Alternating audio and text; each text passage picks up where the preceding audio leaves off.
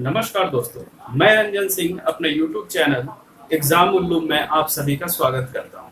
दोस्तों, CGL 2019 से लेकर हम लोग प्रीवियस ईयर्स क्वेश्चन को बनाना आज से चालू कर रहे हैं और इस आधार पे हम लोग आने वाले SSC के एग्जाम्स, देखिए अदर कॉम्पिटिटिव एग्जाम जितने हैं उसका प्रिपरेशन करेंगे। तो दोस्तों चलिए हम लोग स्टार्ट करते हैं। आज का पहला क्वेश्चन हमारा है टाइम एंड वर्क से और क्वेश्चन है ए बी सी तीन लोग हैं जिसका स्ट्रेंथ आपका है 2:5:3 2:5:3 और क्वेश्चन कह रहा है कि अगर तीनों मिलकर काम करें तो ये 27 दिन में खत्म हो जाता है। अगर तीनों मिलकर काम करें तो कितना स्ट्रेंथ होगा? 5 3 8 2 10 स्ट्रेंथ से ये 27 दिनों में खत्म हो जाता है। 10 स्ट्रेंथ से ये 27 दिनों में खत्म हो जाता है। अगर यही एक स्ट्रेंथ से काम करे तो कितने दिनों में करेगा? 27 गुना 10 27 गुना 10। इन बोला है बी और सी। क्या बोला है? बी और सी। तो बी और सी क्या है? 5 3 8 स्ट्रेंथ है। तो देखो जैसे अगर स्ट्रेंथ घटता है तो टाइम में मल्टीप्लाई होता है और स्ट्रेंथ घटता जो बढ़ेगा तो टाइम में डिवाइड होगा। दोस्तों याद रखना, टाइम एंड वर्क जब हम लोग पढ़ाएंगे, मैं पढ़ाऊंगा तो उसमें और आपको विस्तार पूर्वक इस रूल को समझाऊंगा और एक ही रूल से पूरा टाइम एंड वर्क हम लोग सॉल्व करेंगे। टाइम एंड वर्क, पाइप और टंकी और time and distance, time sequence को एक ही रूल से सॉल्व करेंगे हम लोग वहां पे और इसको विस्तार से देखेंगे।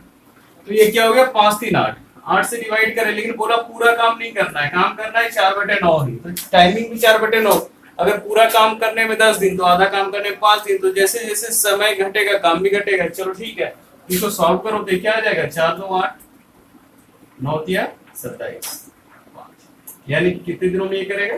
15 डेज। याद रखना दोस्तों, 10 स्ट्रेंथ 270 दिन, एक स्ट्रेंथ कितना दिनों में कर रहा है, लेकिन बी और सी मिलकर काम करेगा। तो बी और सी मिलकर कितना काम करेगा? 8 स्ट्रेंथ हो जाएगा। ये इसकी जगह 8 हो जाएगा तो 8 स्ट्रेंथ होगा तो 8 से डिवाइड कर देंगे। अब टोटल काम का कितना? 4/9। तो ये कितना हो गया? 15 डेज। चलिए हम लोग बढ़ते हैं नेक्स्ट क्वेश्चन की ओर। उम्मीद है ये क्वेश्चन आपका क्लियर हो गया होगा। हमारा नेक्स्ट क्वेश्चन है दोस्तों,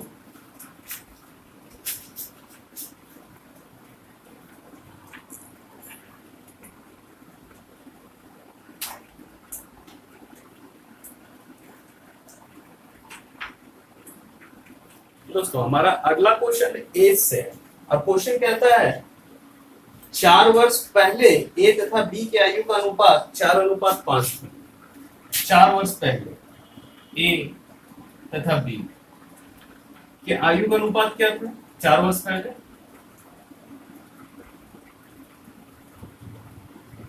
4 वर्ष पहले था आपका 4:5 और 8 वर्ष बाद 8 वर्ष बाद था आपका हो जाएगा 11:13। तो दोस्तों जरा देखो, 4 वर्ष पहले 8 वर्ष बाद, ये दोनों समय का अंतर क्या हो जाएगा? 12 वर्ष। समय का अंतर 12 वर्ष। यहाँ डिफरेंस तुम्हारा आ रहा है 8, यहाँ आ रहा है 7। ये बराबर नहीं है तो बराबर करेंगे। कैसे बराबर करेंगे? इसका डिफरेंस ऊपर मल्टीप्लाई, ऊपर का डिफरेंस नीचे मल्टीप्लाई। तो इसका डिफरेंस क्या है? 2 से ऊपर गुना करो, ऊपर का डिफरेंस 1। कोई प्रॉब्लम नहीं है। क्या हो गया? 8:10 और ये आ जाएगा आपका वही रह जाएगा 11:13। इन दोनों का डिफरेंस क्या हो गया? 3। तो 3 हो गया तो 3 से डिवाइड कर दो तो क्या आ जाएगा? 4। तो देखो 4 साल पहले क्या था? 4 गुने 18 18 चौक क्या हो जाएगा? 72 वर्ष। 18 चौक 72 वर्ष। इन दोस्तों 72 वर्ष आंसर नहीं है। 72 वर्ष कब है? रेशियो हमने लिया कब? 4 साल पहले का। 4 साल पहले अगर 72 वर्ष था तो अभी क्या होगा? +4। सबको लग रहा होगा, लेकिन नहीं। यहाँ पे 2 व्यक्तियों का उम्र 4-4 साल बढ़ा, तो यानी 8 साल बड़ा होगा। तो जो 8 हो जाएगा, 4 4 8। तो अभी टोटल एज क्या होगा? 80 वर्ष। टोटल एज होगा दोस्तों 80 वर्ष। याद रखिएगा, जब रेशियो बराबर नहीं है तो रेशियो करें। अभी हम लोग जब क्लास सीरीज चलाएंगे तो उसमें इस छोटे छोटे पॉइंट्स को और विस्तार से देखेंगे। याद रखिएगा, जब रेशियो का डिफरेंस बराबर ना हो तो अंतर करने के लिए नीचे का अंतर ऊपर से और ऊपर का अंतर नीचे से गुना करके हम लोग बराबर कर लेते हैं। ठीक है दोस्तों, उम्मीद है कि ये क्वेश्चन आपको समझ आया होगा। चलिए लोग नेक्स्ट क्वेश्चन की ओर बढ़ते हैं। हमारा अगला प्रश्न दोस्तों है आपका,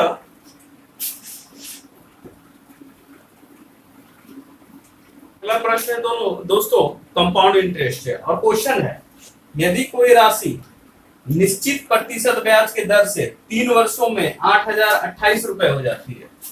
3 वर्षों में अमाउंट क्या हो जाता है? 8,028 रुपए। टाइमिंग क्या है? 3 इयर्स।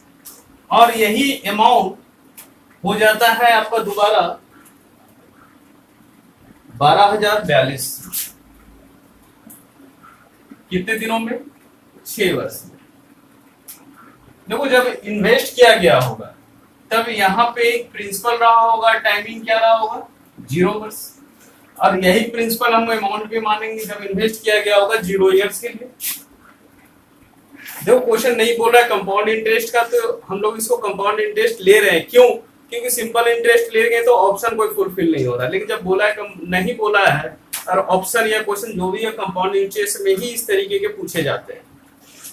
तो जब 0 वर्ष का था तो 3 ईयर हो गया, और ये क्या हो गया 6 वर्ष में, तो 3 वर्ष में हो गया 8028, और 6 वर्ष में क्या हो गया 12042। देखो इस तरीके के क्वेश्चन में एक कैटेगरिया होना चाहिए। कैटेगरिया क्या है? ये डिफरेंस बराबर होना चाहिए। देखो यहाँ भी 3 साल है ना, और यहाँ भी 3 साल है, तब हमेशा याद रखना प्रिंसिपल इज इक्वल टू हो जाएगा, प्रिंसिपल इज इक्वल टू होगा, क्या होगा? ए स्क्वायर, पहले वाले अमाउंट का स्क्वायर डिवाइडेड बाय दूसरा वाला अमाउंट। तो ये क्या आ जाएगा आपका 8028 12042 इंटू 8028। देखो दोस्तों हम लोग यहाँ पे कैलकुलेशन करेंगे तो बड़ा भी बन सकता है, लेकिन ऑप्शन देख करके हम लोग आंसर बना दिए। 8864 64 लास्ट में 4 बचेगा, 4 बचेगा तो जब 2 से डिवाइड होगा तो उसका यूनिट डिजिट या तो 2 होगा या तो 7 होगा। नंबर सिस्टम में हम लोग देखेंगे कि कैसे हम लोग सिंप्लीफाई करते हैं, बहुत सारे ऑप्शन देख करके हम लोग आंसर बना देते हैं। तो 8 8 64 यानी कि 4 उसको 2 से डिवाइड करेंगे तो यूनिट डिजिट या तो 2 या तो 7। तो यहाँ ऑप्शन में हमारा 7 एक भी नहीं है, 2 मात्र एक है। वो क्या है 5352। ये देख के भी हम लोग आंसर बोल करके आगे निकल जाएंगे। कैलकुलेशन करने की कोई आवश्यकता नहीं है। नंबर सिस्टम याद रखना इतना इंपॉर्टेंट चैप्टर है जिसको सिर्फ क्वेश्चन के व्यू से नहीं देखो। ये पूरे जो अर्थमेटिक है, इस अर्थमेटिक का सार छिपा हुआ है नंबर सिस्टम। मैं नंबर सिस्टम जब पढ़ाऊंगा तो एक एक पॉइंट को उसमें ये देखूंगा, बताऊंगा कि क्या इसमें हम लोग इसमें यूज करते हैं। चलिए दोस्तों लोग बढ़ते हैं नेक्स्ट क्वेश्चन की ओर। तो है काफी आसान है दिखने में, बनने में भी आसान है, लेकिन गलतियां भी खूब होती है। चलिए आइए देखते हैं दोस्तों इस क्वेश्चन को। और ये अब देखा गया है कि एसएससी हर एक एग्जाम्स के हर एक सेट में एक क्वेश्चन इस तरीके का दे रहा है। जरा देखो है क्या 2 into 3 डिवाइडेड बाई 2 का 3 into 2 3 into 2 डिवाइडेड बाई आपका हो गया into 4 plus 4 into 4 4 plus 4 into 4 divided by 4 4 plus 4 divided by 4 into 4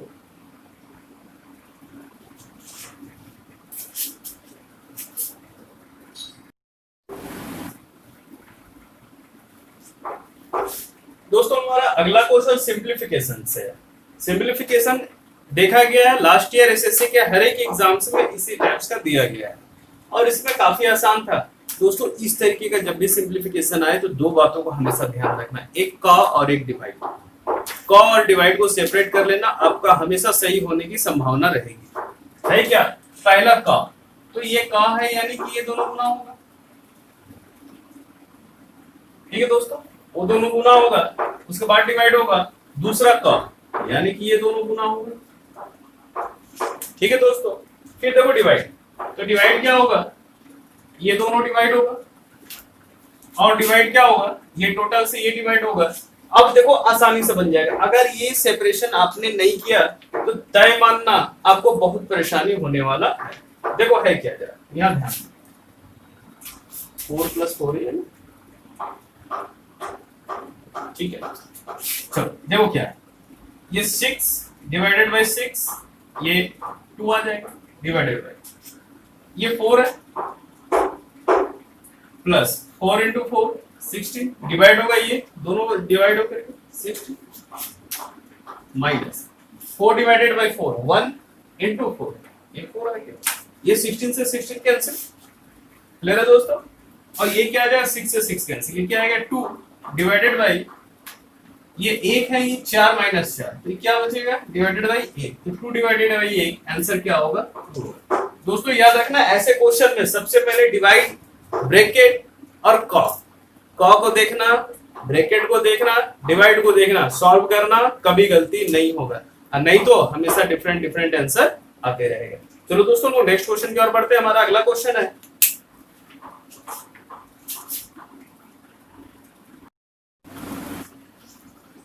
हमारा अगला क्वेश्चन है दोस्तों, त्रिभुज एबीसी में बी और सी का समद्विभाजक त्रिभुज के अंदर ओ पर मिलते हैं। देखो एक त्रिभुज है एबीसी, ये ए, ये बी और ये सी, इसका एंगल बाइसेक्टर है जो ओ पे मिलता है, ठीक है। देखो छोटी छोटी बातों को याद रखना, एसएससी सीजीएल का पीटी तक आपको बहुत अधिक परेशानी नहीं होने वाली है। हम लोग मेंस का भी ऐसा सीरीज चलाएंगे और हम लोग जो चैप्टर्स पढ़ाएंगे उसमें मेंस के क्वेश्चन को भी इंक्लूड करेंगे, ठीक है दोस्तों। और एग्जाम इन लोगों का सपोर्ट करते रहो दोस्तों, हम लोग हर एक एग्जाम के लिए हम पूरे टीम के साथ हम लोग आएंगे और आपको बेहतरीन कंटेंट्स देने की प्रयास करेंगे, वादा है देंगे, ठीक है दोस्तों। तो ए बी सी है, तो एंगल बी और सी का एंगल बाइसेक्टर जो है ओ पे मिलता है, और ये ओ पे डिग्री बनाता है 122 डिग्री। तो पूछा गया है एंगल ए = व्हाट। काफी आसान क्वेश्चन है दोस्तों, याद रखना पीटी में आपको बहुत अधिक कॉम्प्लिकेटेड क्वेश्चन नहीं मिलने वाला है। तो ये हो गया वो ए = क्वेश्चन मार्क। तो ये क्या हो जाएगा आपका, ये हमने याद किया है एंगल, अगर एंगल बाइसेक्टर हो एंगल BOC बराबर होगा 90 प्लस एंगल A/2, ये आपने बचपन से पढ़ते आए हैं। ये मान क्या दिया है 122, 90 जोड़ एंगल A/2, 122 - 2 ये क्या आ जाएगा 32 गुने 2 बराबर क्या एंगल A। तो एंगल A = क्या हो जाएगा 64 डिग्री, क्या हो जाएगा 64 डिग्री। देखो दोस्तों यहाँ एंगल बाइसेक्टर होना चाहिए तब ये लगता है, और एक कंडीशन आएगा जब ये इसका डबल आ जाएगा, हम लोग देखेंगे वो भी कब आता है, क्लियर है दोस्तों। एंगल बाइसेक्टर हम लोग रहेगा तो ये 90 + A/2 डबल भी होगा। जब ज्योमेट्री पढ़ेंगे तब लोग बेहतरीन ढंग से देखेंगे कि ये किस किस कंडीशन में होता है। चलिए आइए हम लोग देखते हैं नेक्स्ट क्वेश्चन क्या। हमारा अगला क्वेश्चन है,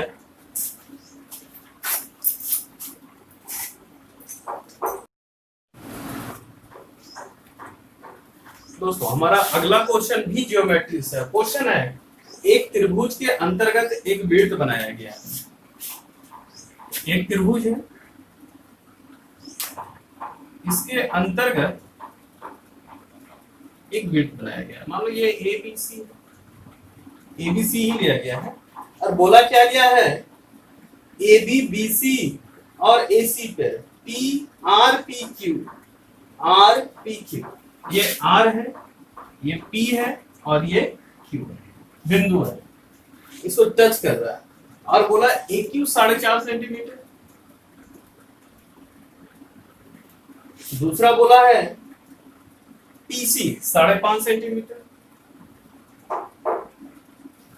और फिर क्या बोला है BR 6 सेंटीमीटर।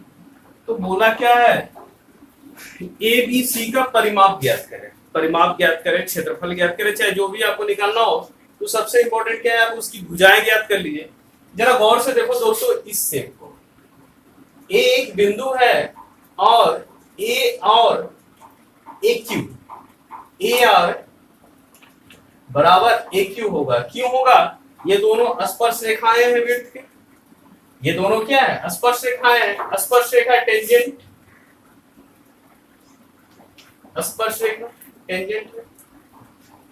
तो ये 4.5 तो ये भी 4.5, ये 5.5 तो ये भी 5.5, ये 6 तो ये भी 6। देखो सबके सब स्पर्श रेखाएं हैं। तो अब इसका क्या निकालना आपको, परिमिति। तो मेंसुरेशन में याद रखना किसी भी शेप का परिमिति क्या, उसका सारे बाहरी शेप का टोटल निकाल देना। तो ये क्या हो जाएगा, ये टोटल आ गया आपका 5.5 5.5 11, 4.5 4.5 9, 6 6 12, यानी कि त्रिभुज एबीसी की परिमिति क्या हो जाएगी,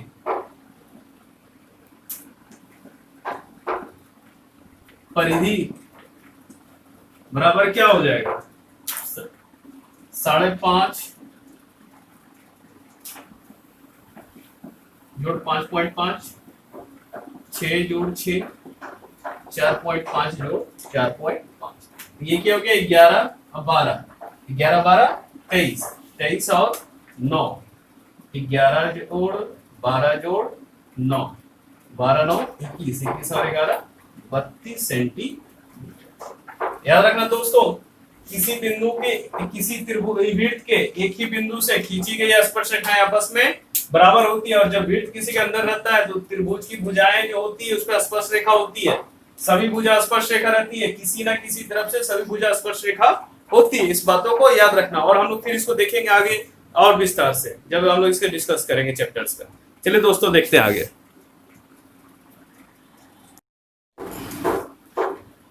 दोस्तों 2019 के प्रत्येक सेट में ये क्वेश्चन भी देखा गया है, इस टाइप्स का question 9 8 5 x 3 6 7 8 y, 9 8 5 x 9 8 5 x 3 6 7 8 y जो है ये 72 से डिविजिबल है, विभक्त होता है, 72 से विभक्त होता है।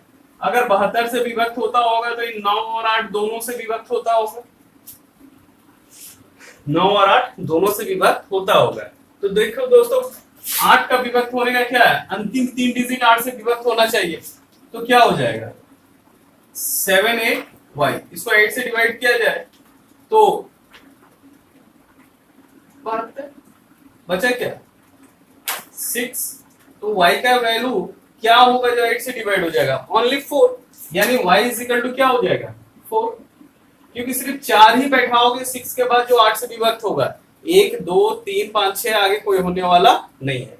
ठीक है दोस्तों, y इज इक्वल टू 4। अब 9 का क्या रूल है, देखो नंबर सिस्टम बहुत इंपॉर्टेंट है दोस्तों, आगे चल के हम लोग इसको और विस्तार से पढ़ेंगे। अभी सीजीएल एग्जाम्स हो सकते हैं कि नजदीकी दिनों में हो, इसलिए हम लोग प्रीवियस ईयर्स कम से कम देख लो। और कोरोना में जो घर बैठे हो इसका एक अच्छा सा उदाहरण पेश करो कि हमने इस बुरे दौर में अपने समय का सदुपयोग किया दोस्तों। चलिए आइए, क्या है 9 का होता है कि टोटल जो इतने डिजिट है सभी का सम 9 से डिवाइडेड होता है। तो क्या हो जाएगा 9 8 17, 17 5 22, 22 और 9 31, 31 और 15 36, 36 और 46, 46 और 4 50, क्या हो जाएगा 50 प्लस x, 50 प्लस x, यानी x का वैल्यू अगर 4 रख दिया जाए तो 54 हो जाएगा। इसका वैल्यू 4 रख दो तो क्या हो जाएगा 54 हो जाएगा, 9 से पूरा पूरी कट जाएगा। तो x इज इक्वल टू भी क्या हो गया 4 हो गया, यहाँ पुट कर दो तो क्या हो जाएगा दोस्तों 4 इंटू 4 माइनस 3 इंटू 4, 16 माइनस 12, क्या होगा आंसर 4। याद रखना दोस्तों, इस तरीके का क्वेश्चन खासकर 72 लगभग हर एक क्वेश्चन में हर एक सेट में पूछा गया, और थोड़ी बहुत चेंजिंग हम लोग देखेंगे नेक्स्ट सेट को बनाते समय। तो याद रखिए दोस्तों, इस क्वेश्चन को इस तरीके से हम लोग सॉल्व करते हैं, प्रॉपर्टी याद होना चाहिए नंबर्स का। चलिए आगे बढ़ते हैं लोग दोस्तों, थोड़ा जल्दी इसको कीजिए ताकि हम लोग ज्यादा से ज्यादा क्वेश्चन कर सके। दोस्तों हमारे चैनल को सब्सक्राइब लाइक शेयर जरूर कीजिए ताकि हम लोग टारगेट पूरा कर सके और जल्द ही ऑनलाइन क्लासेस के लिए आ सके। हम लोग पूरे टीम के साथ ऑनलाइन क्लासेस देंगे तो बेहतर होगा और ज्यादा क्लासेस प्रोवाइड करा पाएंगे। तो दोस्तों सपोर्ट अगर आपको अच्छा लगता है, अगर हम लोग का सारा वीडियो सारे क्लासेस अच्छे लगते हैं तो हमारे चैनल को लाइक कीजिए, सब्सक्राइब कीजिए, शेयर कीजिए, कमेंट कीजिए। अब बुरे लगते हैं तो डिसलाइक भी कीजिए, जो कमेंट करना है कीजिए। हमारे नीचे जो कमेंट बॉक्स है वो आप ही लोगों के लिए है, सारे ऑप्शन आप लोग के लिए दोस्तों। चलिए आगे बढ़ते हैं दोस्तों। दोस्तों ट्रिगोनोमेट्री से, ट्रिगोनोमेट्री में क्या है 2 plus ten square theta plus cot square theta sec theta into cosec theta. याद रखना ट्रिगोनोमेट्री का 90% एसएससी में एग्जाम में आने वाले क्वेश्चन बेसिक फार्मूला से बनाए जा सकते हैं। बेसिक फार्मूला मैं वादा करता हूं, मैं बताऊंगा 90% क्वेश्चन बेसिक फार्मूला से ही बनाए जा सकते हैं। 10% क्वेश्चन में कुछ एक्स्ट्रा हम लोग सोचते हैं। चलिए देखिए यहाँ पे क्या है, इसको क्या लिख सकते हैं हम लोग, 2 sign square theta divided by cos square theta plus cos square theta sine square theta into, इसको यहां पे लिख लो, सेक ऊपर जाएगा क्या हो जाएगा, cos theta into sine theta.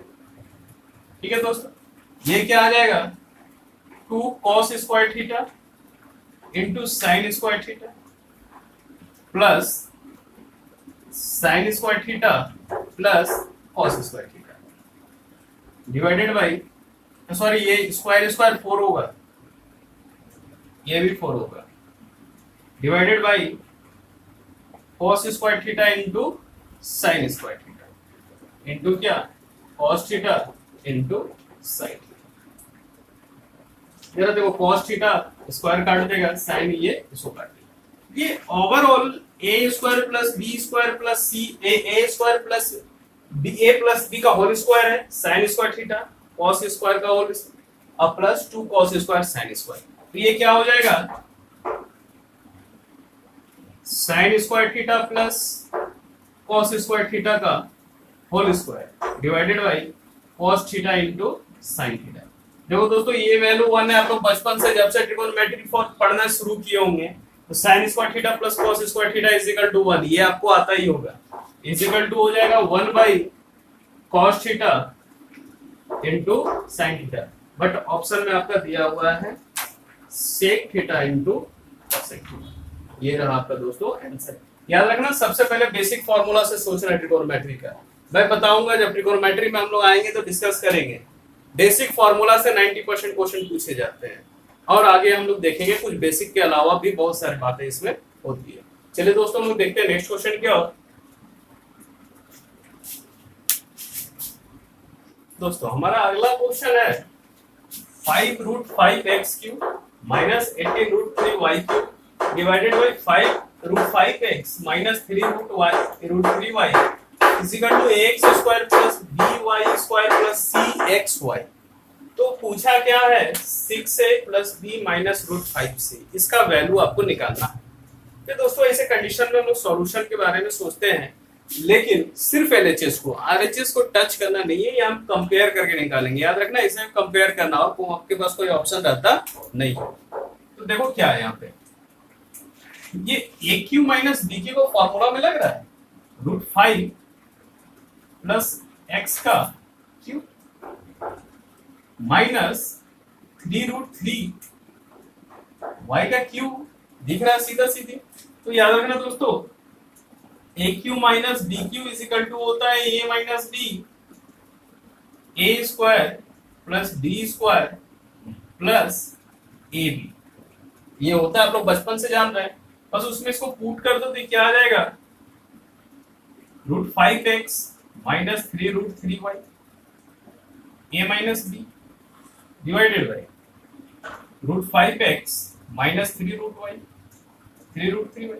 देखो ये तो कट गया, अब बचा क्या ए स्क्वायर यानी कि ए यहाँ क्या है 5 रूट 5 है, x है रूट 5x, तो ये क्या हो जाएगा A square 5x square plus y square, y क्या है आपका यहाँ पे 3 रूट 3 है, तो इसका स्क्वायर करो तो क्या आ जाएगा 9 3 27 का y स्क्वायर।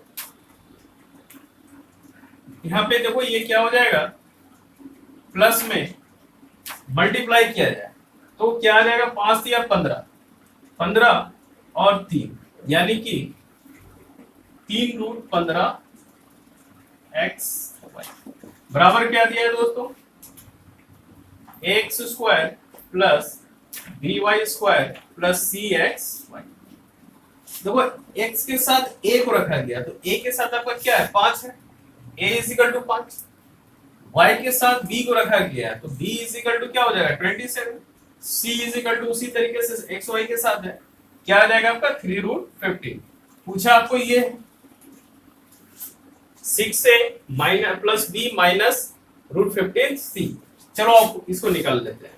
ये क्या आ जाएगा 6a plus B minus √15c। 6a यानी 6 into 5 plus 27 minus √15 into 3 into 15।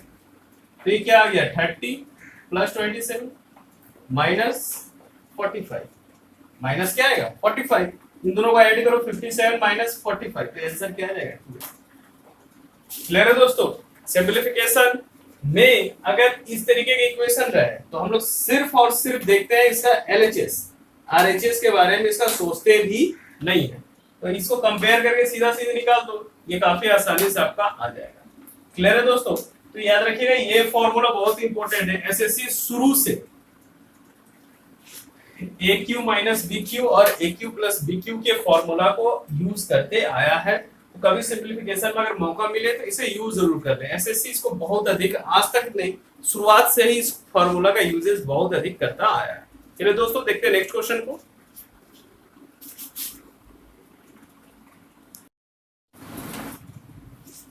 हमारा अगला क्वेश्चन भी दोस्तों ट्रिकोनोमेट्री से ही है। जब ट्रिकोनोमेट्री से है तो ट्रिकोनोमेट्री का बेसिक फॉर्मूला और बेसिक जो डिग्रीज है उसका वैल्यू याद रखो। तो क्या हो गया 4 minus 2 square sine square theta minus 5 cos theta is equal to 0।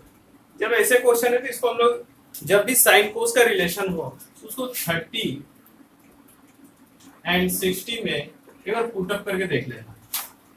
30 और 60 में यहाँ पे हम लोग 60 पुट अप कर रहे हैं तो ये वैल्यू फुलफिल कर जा रहा है। याद रखना साइन कोस का जब ट्रिकोनोमेट्री में और विस्तार से देखूंगा, अभी तो सभी चैप्टर्स का क्वेश्चन है तो सभी को देखना है। तो क्या हुआ साइन कोस को 30 और 60 को हम लोग पुट करके देखते हैं, या 60 फुलफिल कर रहा है तो साइन 60 का वैल्यू क्या हो जाएगा, यहाँ भी थीटा का मान 60 ही रहेगा। साइन 60 का वैल्यू हो जाएगा √3/2 और tan 30 का वैल्यू होता है √3। ये हो गया बच्चे √3 प्लस 2√3 डिवाइडेड बाई 2।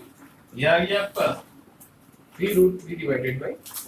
याद रखना दोस्तों क्वेश्चन इतना भी टफ नहीं आता है जिसके लिए आप फ्रस्ट्रेट हो जाए, लेकिन तैयारी सही ढंग से होनी चाहिए।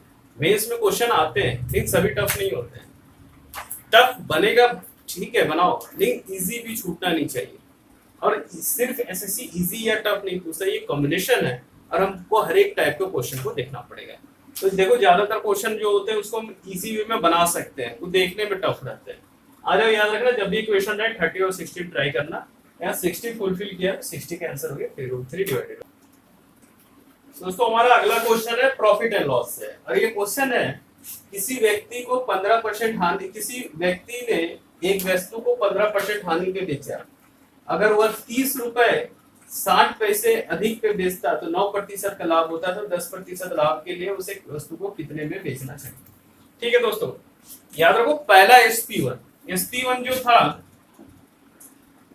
15% लॉस था, 15% हानि। ये क्या हो गया 85%।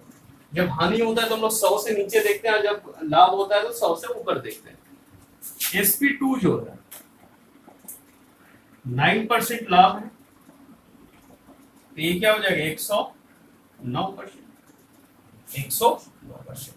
तो देखो इन दोनों का डिफरेंस क्या हो जाएगा 24%, और इसी 24 का वैल्यू ना आपको दिया है 30 रुपया 60 पैसा। इसी 24 का वैल्यू दिया है 30 रुपया 60 पैसा। तो चलो देख लो 24% बराबर 30 रुपया 60 पैसा। 24% बराबर 30 रुपए 60 पैसा। बोला है 10% लाभ पर बेचना है, 10% लाभ पर बेचना है, तो 10% लाभ क्या हो जाएगा 110%। 110% क्या आ जाएगा 30/60 24 गुना 110 गुना 110। चलो आ जाओ इसको कैलकुलेट कर लो। ठीक है दोस्तों ये आप कैलकुलेट करोगे तो मैं इसका आंसर लिख दे रहा हूं। इसका आंसर आएगा आप लोगों को 140.25। इसको कैलकुलेट करने से आएगा 140.25। 110% आएगा 140%25। बस इजी से कैलकुलेशन, कोई बहुत टफ नहीं। इसको चाहो तो ऐसे भी काट दो 6 चक 24, 6 पचे 30 और 1, इसको डिवाइड करने से आएगा 140.25। क्लियर है दोस्तों?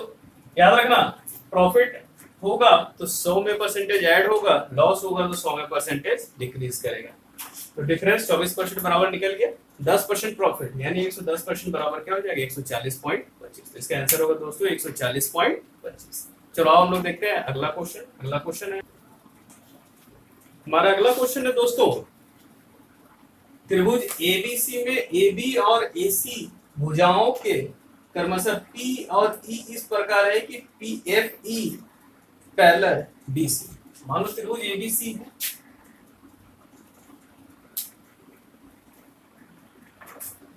ABC, इसमें F और E है, ये इसके समानांतर है, पैरेलल है। और इसके साथ साथ क्या बोल रहा है, इसके साथ बोल रहा है ये एफी त्रिभुज के 2 बराबर भागों में बांटता है।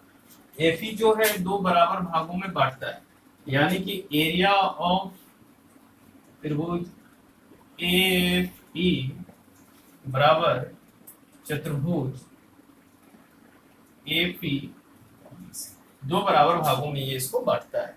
फिर क्या बोला गया है, एडी बीसी पर एक लंब है, एडी बीसी पर एक लंब है।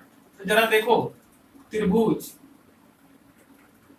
एएफई बटे त्रिभुज एबीसी 1/2 होगा या नहीं होगा? ये 1 ये 1, तो टोटल 2 हो गया, ऊपर 1 तो नीचे क्या हो गया 2 हो गया, ठीक है 1/2। तो ये किसके किसके बराबर होगा? भुजाओं के स्क्वायर का अनुपात बराबर होगा, परिधि के स्क्वायर के बराबर होगा, साथ ही साथ लंब के रेशियो के स्क्वायर के बराबर होगा।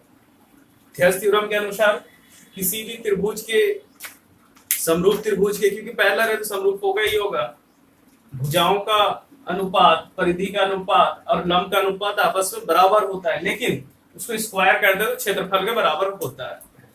तो क्या हो जाएगा, तो भुजाओं का अनुपात क्या हो जाएगा, ये लंब का अनुपात पहले दिया क्या है, निकालना क्या है आपको, जीडी अनुपात एजी, ये जीडी है,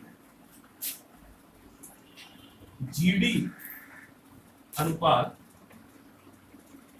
ए जी, जीडी अनुपात ए जी, जीडी अनुपात क्या है, ए जी है, जीडी जीडी अनुपात ए। चलो ठीक है, तो ये ओवरऑल क्या है, √2 है, एडी क्या है दोस्तों, √2 है, ये √2 हो जाएगा, तो ये क्या हो जाएगा 1 हो जाएगा। तो मान लो एजी 1 है, एजी क्या है 1 है, ये टोटल √2 है, √2 एजी क्या हो जाएगा -1, रेशियो आ जाएगा √2 - 1:1। क्लियर है दोस्तों? आंसर होगा √2 - 1:1, ये होगा आपका दोस्तों। एसएससी का ये सीरीज हम लोग लगातार चलाते रहेंगे, और इसके साथ साथ सभी सब्जेक्ट का हम लोगों ने, हमारी पूरी टीम इसके लिए प्रिपेयर है। आप लोग हमारे चैनल को लाइक कीजिए, शेयर कीजिए, सब्सक्राइब कीजिए। एग्जाम होगी, कभी भी नकारात्मक सोच के साथ आगे नहीं बढ़ना चाहिए। सकारात्मक सोच का इस विकट परिस्थिति में भी अपने जो शक्तियां हैं, उन शक्तियों का सुचारू रूप से उपयोग कीजिए और हमारे चैनल के साथ बने रहिए। धन्यवाद दोस्तों, नमस्कार दोस्तों, जय हिंद दोस्तों।